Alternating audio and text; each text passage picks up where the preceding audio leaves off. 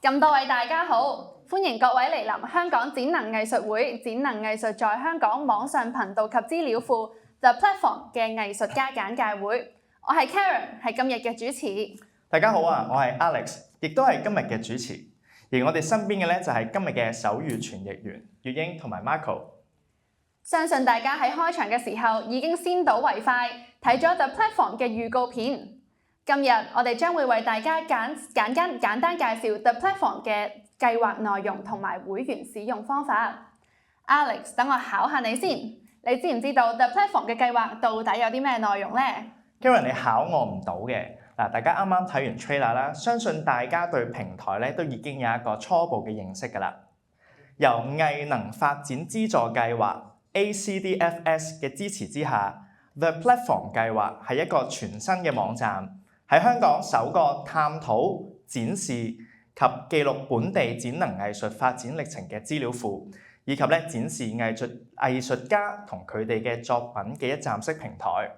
The Platform 意味住 ADA 為大家提供咗一個新嘅平台、一個新嘅空間、一個新嘅網站，俾藝術家、公眾人士可以更多面向咁樣了解展能藝術。亦都係一個讓藝術家可以展示自己藝術創作嘅新平台。冇錯，呢一個計劃由2022年開始籌備，歷時2年。我哋希望能夠集結藝術工作者同埋團體，承先啟後，創建一個面向本地同埋國際展能藝術界嘅網上頻道，願景成為一站式公眾服務平台。而第一部分網上頻道包括海外同埋本地藝術家節目、展能藝術家目錄、最新嘅展能藝術活動表同埋展能藝術線上月刊等等。而第二個部分資料庫就係本地展能藝術資料庫，透過研究計劃拓展一個能夠持續匯聚相關資訊嘅討論平台，令到對展能藝術有興趣嘅持份者可以有較多角度嘅理解。希望能夠拋磚引玉，讓從事展能藝術相關嘅人士可以透過呢一個平台分享經驗同埋實踐，匯聚唔同嘅聲音，進一步推廣展能藝術未來嘅實踐同埋研究嘅。接住落嚟，我哋將會為大家介紹2年嘅計劃嘅成果，為藝術家、藝術團體、社福機構、學者、教育工作者等展示呢一個平台嘅可能性。首先等我哋為大家一一介紹過去2年香港展能藝術會製作嘅海外及本地藝術家節目。喺海外藝術家節目入面，過去2年 ADA 為大家製作咗各個面向嘅節目，期望可以俾本地觀眾更深入咁樣去了解海外展能藝術發展。其中值得一提嘅係 The Platform 藝壇對談系列。呢一個係一個國際線上藝術交流平台，我哋邀請咗嚟自唔同國家嘅藝術家，分享佢哋喺展能藝術方面嘅經驗、靈感來源同埋未來嘅計劃等等，亦都深入去探討藝術家獨特嘅視覺同埋文化背景。冇錯啊！喺呢一個系列入面我哋邀請咗多位傑出嘅藝術家。包括屢獲殊榮嘅英籍視覺及表演藝術家 Rachel Gaston， 著名嘅英國殘疾舞蹈家 Claire Cunningham， 以及知名英國指揮家兼 Para Orchestra 嘅創辦人 Charles Hazelwood。除咗英國嘅藝術家之外咧，我哋都仲有嚟自美國嘅劇場教育團隊 Ping Chong and Company， 馬來西亞首個全職現代舞專業舞團 Dual Space Dance Theatre， 積極聯繫全球展能藝術發展嘅日本國際障礙者交流中心 Big I 嘅分享嘅。不得不提嘅係，今次我哋亦都邀請咗北京同埋香港嘅教育家喺呢一個系列當中分享佢哋喺特殊藝術教育領域嘅經驗同埋見解，等我哋可以更加全面咁樣去理解展能藝術嘅重要性同埋影響力。而日後 ADA 亦都會持續製作更多與國際接軌嘅線上節目喺呢一個平台度陸續公開嘅。嗱，除咗海外藝術家節目之外咧，過去2年 ADA 咧都為大家製作咗12個由本地藝術家主導嘅藝術節目㗎，等大家咧可以欣賞到本地展能藝術家嘅才華，感受一下咧共融藝術嘅魅力。當中嘅範疇咧係包括音樂啦、舞蹈啦、戲劇、視覺藝術等等嘅內容咧係非常之多元化㗎。而打響頭炮嘅係展能藝術家音樂盛宴，無論係中樂、西樂定係流行音樂，我哋都邀請咗好多出色嘅展能音樂家去參加，包括唱作歌手李軒、鋼琴家李星、二胡演奏家楊恩華同埋小提琴家丁怡傑，仲有唔少嘅主流藝術家參與咗我哋嘅節目當中去合作㗎，例如係本地嘅南中恩、林俊、Albert Lim， 佢帶領3位視障學生嘅聲樂音樂會，同埋一眾專業音樂家演奏展能藝術家李恩熙嘅古典音樂創作，絕對唔可以錯過㗎。而除咗音樂會系列之外咧，為咗向大家呈現多元化嘅展能藝術節目，等大家咧可以深入了解藝術嘅不同面貌。我哋咧嘅目標係展示各種創意同埋藝術形式，俾每一位嘅觀眾咧都可以感受到藝術嘅魅力，以唔同嘅角度去享受藝術。同時咧都希望可以鼓勵藝術家喺平台推出之後咧，發揮創意，製作屬於自己獨一無二嘅作品。現階段咧推出嘅節目包括有舞蹈影片、海外 vlog、共融合作、展覽紀錄片、藝術行政紀錄片等等嘅。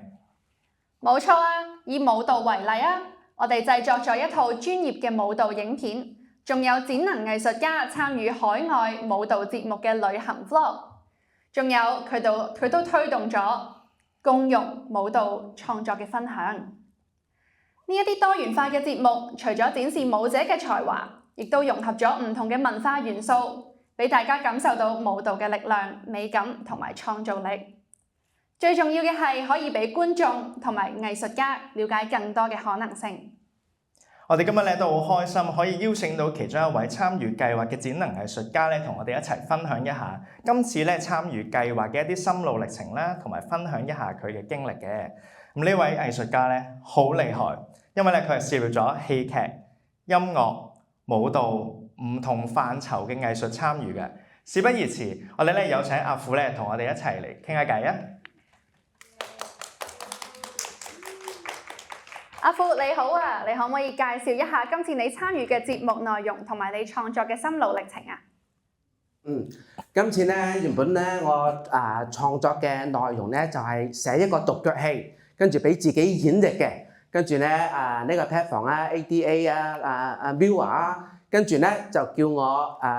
建議我寫劇本嘅時候咧要天馬行空啲，唔好俾自己獨腳戲咧就好似規限自己咁樣啊。同埋咧佢亦都俾咗啲好好嘅建議我咧用光同埋暗啊、黑同白啊去寫我個劇本啦。同埋之後咧佢哋亦都好好啊，我寫下嘅時候咧佢哋咧亦中途亦都揾一啲專業嘅編劇，跟住教我寫劇本啦。個專業嘅編劇咧就叫邱隱啦。佢俾咗好多意見我，佢叫我咧佢首先問我故事先，我講咗自己故事俾佢哋聽啊。佢哋叫我咧帶住因為當時咧我係因為交通意外截肢嘅，佢哋叫我帶住咧究竟邊個同我簽截肢同意書呢個疑問，同屋企人相處，慢慢寫下嘅時候咧，個劇本咧就開始產生咗變化，由一個咧真係獨腳戲咧變成咗一個圍讀劇場，變成咗一個視影劇場嘅圍讀版啦。我亦都喺蚯蚓身上咧學到好多寫劇本嘅技巧啊，例如佢就教我有啲對白幾時咧係自己想寫俾觀眾睇嘅，有啲對白咧係幾時咧係角色需要講出嚟嘅。有邊啲對白咧係邊啲對白咧係觀眾想睇嘅，同埋咧我寫呢套劇嘅初心咧，我就覺得咧呢套劇嘅名啊叫抉擇啊，因為我覺得咧每一個人咧可能佢都會質疑自己做嘅決定係咪啱嘅，所以咧我特登咧同屋企人啦就剖白我簽截肢同意書嗰個抉擇啊，徘徊喺咧對同埋錯、傷殘同埋健全生存同埋生活之間咧入邊嘅取捨同埋掙扎啊，同埋帶出咧想話俾觀眾聽咧，淨係做呢個抉擇咧已經係好困難㗎，所以咧從而俾觀眾體驗到喺呢個對與錯嘅旅程之中咧，感受到活着嘅感覺啊！係，其實咧我都係其中抉擇入邊一個抉擇呢一個作品入邊嘅唯獨演員嚟嘅。咁我好慶幸咧，我可以參與喺阿富嘅作品入邊啦。咁我記得第一次咧喺一齊錄音嘅時候咧，我就不斷反覆思考啦，因為要摸索下咧嗰個角色嗰個構造啊。咁啊，特別喺今次嘅呈現方式上面咧，係因為要唯獨錄音嚟展示啦。咁觀眾咧就唔會見到我哋嘅表情啊、樣貌啊咁樣啦，就只可以咧聽到我哋嘅聲音啦同埋語氣。咁我覺得咧都係一個幾大嘅挑戰嚟嘅。但係咧，我相信呢一個方式咧都可以咧令到咧觀眾咧可以更加細味到咧阿富嘅劇本入邊咧，仲可以有更加多嘅想像空間添嘅喎。而我作為觀眾都覺得呢一個呈現方式對劇本文字、故事上嘅感受同埋反思都會多咗。我知道阿富你以往嘅作品都係以自編、自導、自演嘅獨腳戲為主嘅，今次有一班專業嘅演員以唯獨嘅方式去演出你嘅劇本，你覺得有挑戰或者好玩嘅地方又喺邊度呢？我覺得好有趣嘅地方咧，就係咧我冇諗過自己會成為一個編劇嘅，但係佢又真真正正咁發生咗。佢挑戰嘅地方咧，就真係由冇到有，由零變做一個唯獨嘅劇本咧，真係喺呢個過程中咧，真係一啲都唔容易嘅。佢挑戰呢個就係佢挑戰啦。同埋有趣嘅地方咧，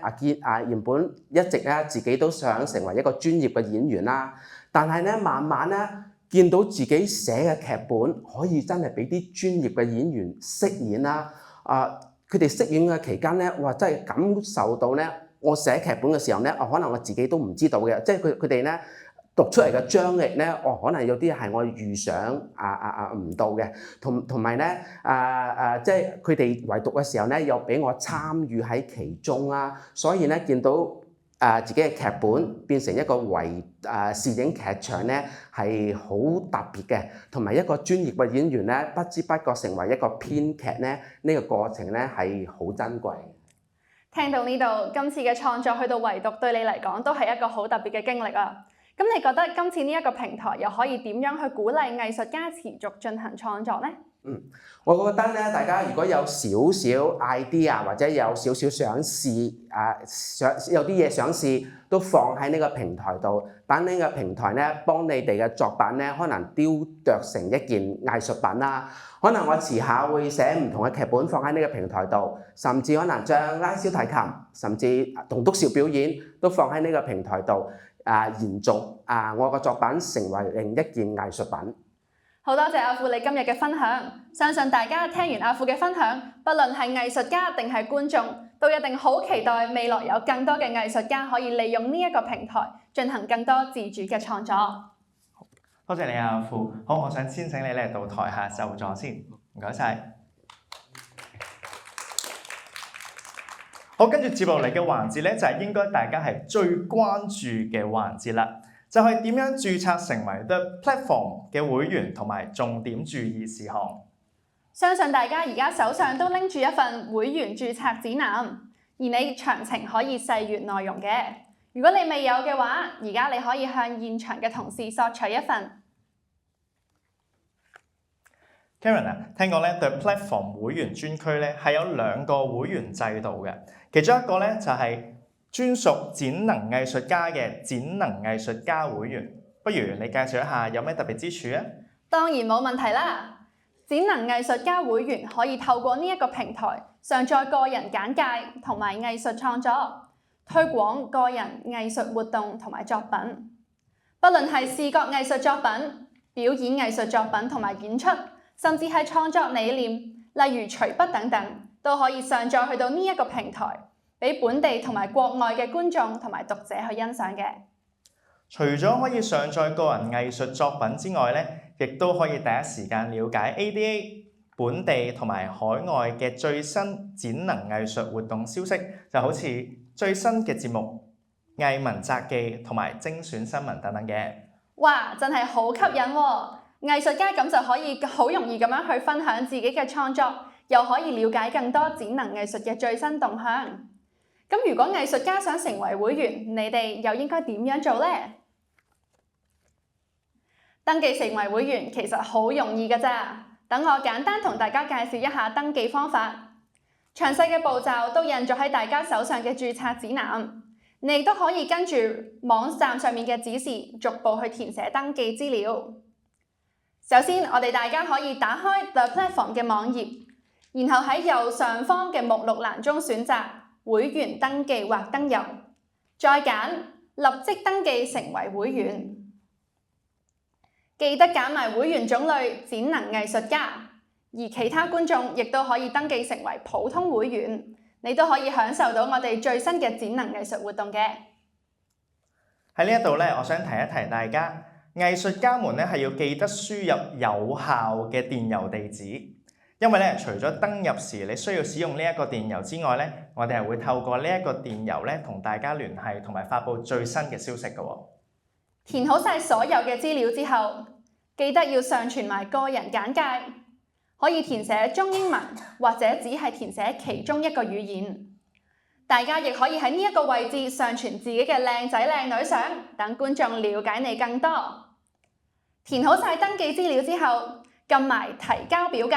對一次資料確認冇錯之後，就可以正式成為展能藝術家會員。咁你就可以享用呢一個平台嘅服務㗎啦。咦？咁我就想問啦，咁如果登記咗之後咧，係點樣登入會員㗎？方法好簡單，你可以喺網頁嘅右上方同一個位置撳會員登記或登入，然後撳會員登入。輸入登入資料就可以登入到㗎啦。成功登入之後，頁面將會轉至會員專頁。等我嚟介紹一下會員專頁啦。呢個頁面咧主要分為5個部分嘅，包括1會員資料、2修改密碼、3個人簡介、4藝術創作、5活動記錄。大家咧係可以按各自需要咧去 click 入唔同嘅頁面進行資料修改，又或者咧上載你嘅藝術創作嘅。但係呢一度咧，我就想提提各位藝術家，我哋咧係好鼓勵大家咧去定期更新你個人簡介嘅，因為咁樣咧就可以令到觀眾咧可以更加緊貼你嘅最新動向。藉住今日嘅機會，我哋都想同大家介紹一下藝術創作嘅功能。藝術家可以喺呢一度上載自己嘅創作或者演出，上傳成功之後，可以選擇俾觀眾睇之外，亦都可以利用呢一個平台去收藏自己嘅作品。而上載作品咧都有好多要注意嘅事項㗎喎。嗱，喺呢一度提一提大家，一定要細閱網站上面嘅指示。如果你有遇到任何嘅困難咧，係可以聯絡 ADA 嘅同事佢哋係會提供協助嘅。而 ADA 團隊亦都即係 The Platform 嘅網站管理員，亦都會對所有嘅上載內容咧係進行審核㗎。完成咗審核之後咧，作品就會預設成為公開俾觀眾欣賞，而且咧上載嘅數目咧係冇限制嘅。不過咧，只有8份嘅作品咧會喺個人簡介嘅頁面上面顯示。咁所以咧，你要記得定期咧就揀翻你想嘅display 嘅作品同埋活動俾觀眾啦。講咗咁耐可以俾觀眾睇，其實觀眾又喺邊度可以見到藝術家嘅個人資料同埋簡介同埋作品呢？好，唔使急，佢咧就係喺網頁上面撳展能藝術家頁面咧就會睇到噶啦。撳入咗入邊咧，觀眾係可以會見到咧跟英文姓氏列出嘅展能藝術家。你咧可以喺呢一度咧揀你有興趣嘅展能藝術家啦 ，click 咗入去之後就會睇到佢嘅個人簡介同埋相關作品噶啦。聽落成個網站唔單止多元化、多節目，又可以了解到更多嘅藝術家，就係一站式嘅展能藝術公眾服務平台。冇錯啊！我咧已經喺嗰度認識咗唔少嘅展能藝術家同埋佢哋嘅作品噶啦，真係好容易咧就可以咧了解多咗唔同嘅藝術家啦，佢哋嘅才華同埋故事噶喎。相信大家今日聽完我哋呢個簡介會之後，藝術家對 The Platform 已經有一定嘅認識，可以慢慢享受使用呢一個新平台帶嚟嘅展能藝術。聽咗咁耐，希望大家都喺呢一個簡介會上面有所得着。再次多謝大家對我哋香港展能藝術會嘅支持，希望遲啲喺唔同地方再見到大家啦，拜拜。